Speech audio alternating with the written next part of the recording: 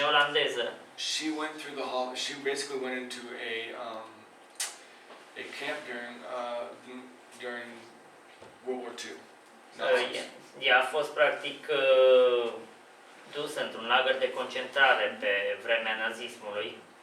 They weren't Jews. Nu era de origine ebraică. But they got in trouble because they were hiding them.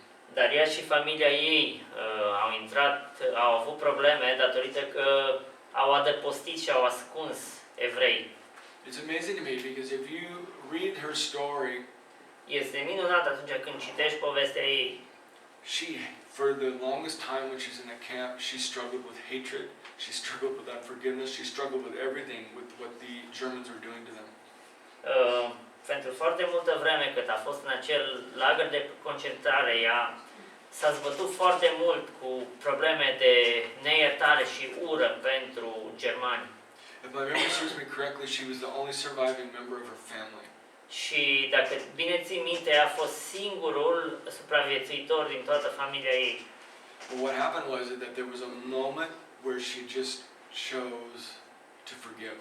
Dar ce s-a întâmplat? Într-un moment în viața ei, ea a ales să ierte. And from that point on, și din acel moment încolo, it completely changed everything. A schimbat totul.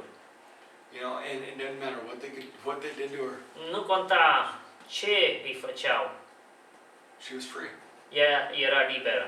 You see, and what can happen is that a person that does not forgive, literally what you're doing is you're creating your own cell that you're living. You are stuck behind bars. Ce se întâmplă atunci când o persoană nu poate ierta, își creează propria celulă, este blocată în spatele gratiilor. That you've created. În spatele gratiilor care singură și le-a creat. And many times what we can think is this, is that, well, it's like I'm punishing that person. Și de multe ori noi ne gândim, o să pedepsesc pe persoana respectivă prin ceea ce fac. You're not. Dar de fapt nu faci asta. You know, I've heard it said this way, it's like unforgiveness, bitterness, and all those things that lead that way.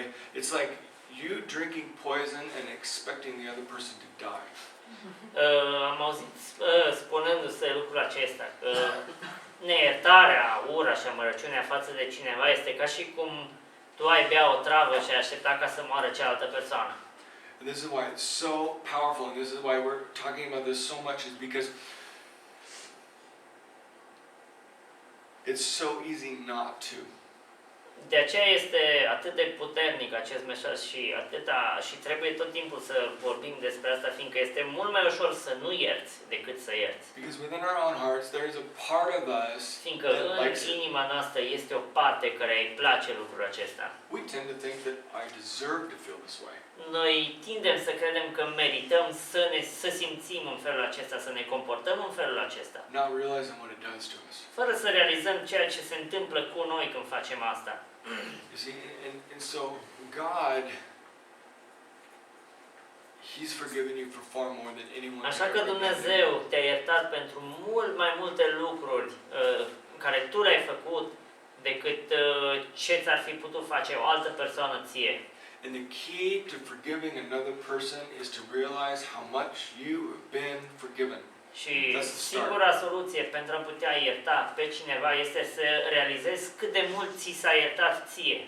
Realizing how much guilt and sin that you have been forgiven by God. Să realizezi de câtă vină și câte păcate ți s-au iertat ție. Ți le-a iertat Dumnezeu. And yet God goes a step further. He says, look, not only do I forgive you, but I don't even remember. Și totuși Dumnezeu face un pas mai departe și zice, nu doar că te iert, dar eu nu voi mai aminti de păcatele și fără de legile tale. Such is the power of the blood of Christ. Atâta este de mare puterea sângelui lui Hristos. So don't fall into the trap of returning back to whatever little system that you've created of your own Așa că să nu cădeți system. în capcana acestui sistem care vi l-ați creat. Because if you add anything to the cross of Christ, like fiindcă dacă adăugați absolut orice la crucea lui Hristos, Paul tells in Galatians, he says, you make the cross of Christ null and void. It doesn't mean anything. Atunci înseamnă că voi faceți ca crucea lui Hristos, jertfa lui, să fie fără valoare pentru voi. And secondly, realize how much God loves you. În al doilea rând, trebuie să realizăm cât de mult ne iubește Dumnezeu. He's crazy about you. El ne iubește la nebunie. And He loves you so much that for those of us that are sanctified, and I'm only talking to those in this section that have a relationship with God, if you have not personally ever asked God into your heart and never repented of your sins, then this doesn't apply to you. You have to take the first step. Și ceea ce povestesc acum este pentru aceia care zice că sunt sfințiți, pentru aceia care au o relație cu Dumnezeu, cu Iisus Hristos, pe aceia care l-au chemat și l-au primit pe Iisus Hristos în inima lor. Nu se aplică celorlalți, dar ceilalți, dacă nu ați făcut încă lucrul acesta, vă încurajez să îl chemați pe Iisus Hristos în inima voastră, să-l primiți în viața voastră. Because there are people that will come to Christ. It says this, Jesus says this, in fact, he says they'll come to Christ and say, Lord, Lord, remember all the things I did for you. I did this in your name, and I did this, and I did this, and I did this. And Jesus looks at him and he says, get away from me, I don't know you. Fiindcă vor fi, zice în Biblie, că zice, vor fi oameni care vor merge la Dumnezeu și vor spune, Doamne, am făcut asta pentru tine, am făcut asta și Dumnezeu le va spune, plecați, îndepărtați-vă de la mine, căci nu vă cunosc. You see, their focus was on all the things they were doing. Ei se concentrau asupra lucrurilor care ei le făceau pentru Hristos.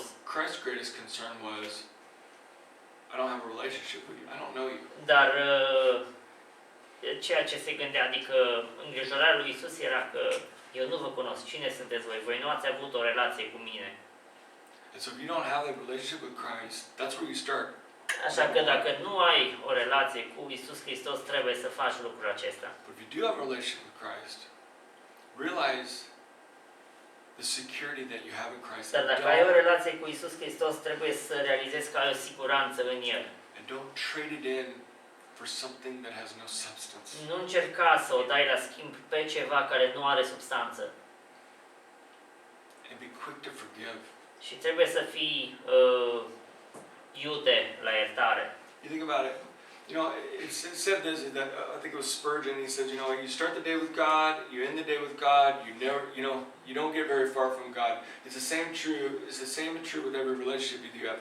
If you start the relationship with that person that day, and you end the relationship with that person that day, and you're constantly forgiving them, then there's not going to be that big gap over time. If you just keep your relationships fresh all the time, making sure that you're not holding on to things and staying angry. Spurgeon spunea că trebuie să-ți începi ziua cu Dumnezeu și să-ți termini ziua cu Dumnezeu, să nu te îndepărtezi prea mult de Dumnezeu. Fiindcă atunci dacă tu îți începi ziua cu Dumnezeu și ierți pe aceia care îți greșezi, tot timpul stai aproape de Dumnezeu, atunci nu vei mai avea probleme, nu se va crea acea prăpastie între tine și Dumnezeu care să te despartă.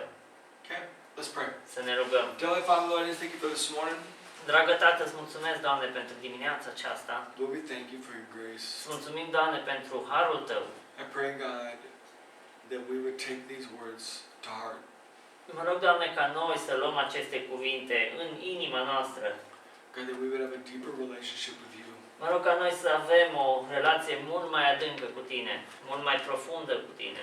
God, that we would be quick to repent of our little works. Ca noi să ne pocăim cât de repede de toate aceste fapte a noastre care credem că ne face mai buni, mai sfinți, mai special decât ceilalți. God, that we would cultivate our relationship with you. Și noi să cultivăm, să îmbunătățim această relație cu Tine. And with others. Și cu ceilalți din jurul nostru. God, that we would realize that you've forgiven us so much. Și ca noi să realizăm că Tu ne-ai iertat atât de multe. That you don't even remember it. Și Tu nu-ți mai amintești de ceea ce noi am făcut greșit. And I pray, God, that we would follow your example. Mă rog, Doamne, ca noi să urmăm exemplul Tău. I pray this in your name. Ne rugăm toate acestea în numele Tău. Amin.